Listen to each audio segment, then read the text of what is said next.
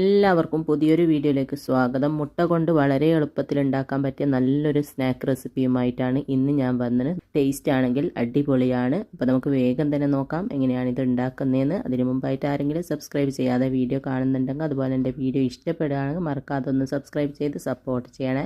പിന്നെ ലൈക്ക് ചെയ്യാനും ഷെയർ ചെയ്യാനും മറക്കരുത്. അപ്പം മുട്ട കൊണ്ട് വളരെ എളുപ്പത്തിൽ എങ്ങനെയാണ് നല്ലൊരു സ്നാക്ക് റെഡിയാക്കുന്നതെന്ന് നോക്കാം. ഈ ഒരു സ്നാക്ക് റെഡിയാക്കാൻ വേണ്ടിയിട്ട് ഞാനിതാ ഒരു 6 മുട്ട പുഴുങ്ങിയതിന് ശേഷം തൊലി കളഞ്ഞ് ഒരു മുട്ടനെ രണ്ടായിട്ട് ഇതുപോലെ കട്ട് ചെയ്തെടുത്തിട്ടുണ്ട്. ഇനി ഇതൊന്ന് മാറ്റി വെക്കാം. ഇനി ഒരു ബൗളിലേക്ക് ഒരു കോഴിമുട്ട പൊട്ടിച്ചൊഴിക്കുക. പിന്നെ 2 ടേബിൾ സ്പൂണോളം പാലും കൂടെ ചേർത്തിട്ട് നന്നായിട്ടൊന്ന് ബീറ്റ് ചെയ്തെടുക്കാം.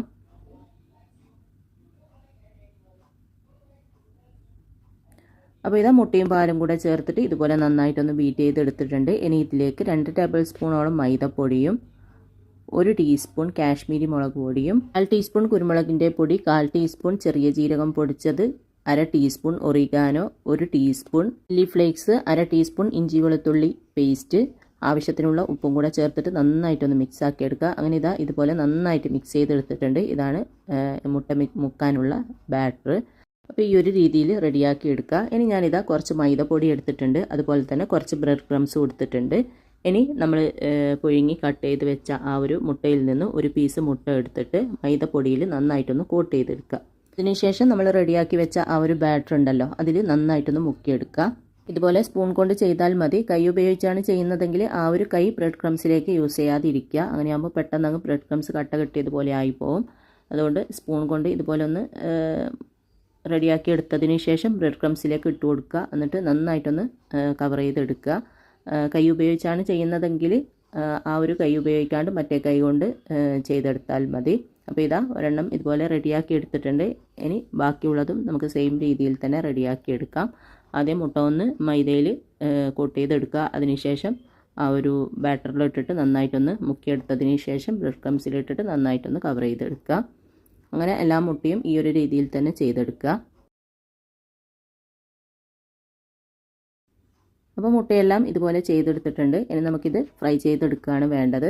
അപ്പോൾ ഞാനിതാ ഒരു ചീനച്ചട്ടിയിൽ കുറച്ച് ഓയിൽ ഒഴിച്ചിട്ടൊന്ന് ചൂടാക്കിയിട്ടുണ്ട്. അതിലേക്ക് ഈ മുട്ട ഇട്ട് കൊടുക്കാം. എന്നിട്ട് തീ ഒരു മീഡിയം ഫ്ലെയിമിൽ വെച്ചിട്ട് തിരിച്ചു മറിച്ച് വിട്ടിട്ട് നമുക്കിത് നല്ലൊരു ഗോൾഡൻ ബ്രൗൺ കളറാകുന്നത് വരെ ഫ്രൈ ആക്കി എടുക്കാം.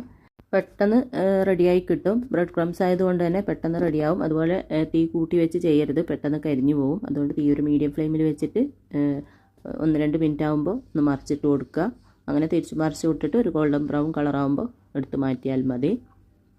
പിന്നെ ഒട്ടും എണ്ണയൊന്നും കുടിക്കില്ല കേട്ടോ, ആ ഒരു പേടിയൊന്നും വേണ്ട. അതുകൊണ്ട് തന്നെ കുറച്ച് കൂടുതൽ ഓയിൽ ഒഴിച്ചിട്ട് ഫ്രൈ ആക്കിയാലും കുഴപ്പമൊന്നുമില്ല. അപ്പോൾ ഇതാ തിരിച്ച് മറിച്ച് വിട്ടിട്ട് ഇതുപോലെ ഒരു ഗോൾഡൻ ബ്രൗൺ കളറായി വന്നിട്ടുണ്ട്. ഇനി നമുക്ക് എണ്ണയിൽ നിന്ന് കോരി മാറ്റിയതിന് ശേഷം ബാക്കിയുള്ളതും കൂടി സെയിം രീതിയിൽ തന്നെ ഫ്രൈ ആക്കിയെടുക്കാം.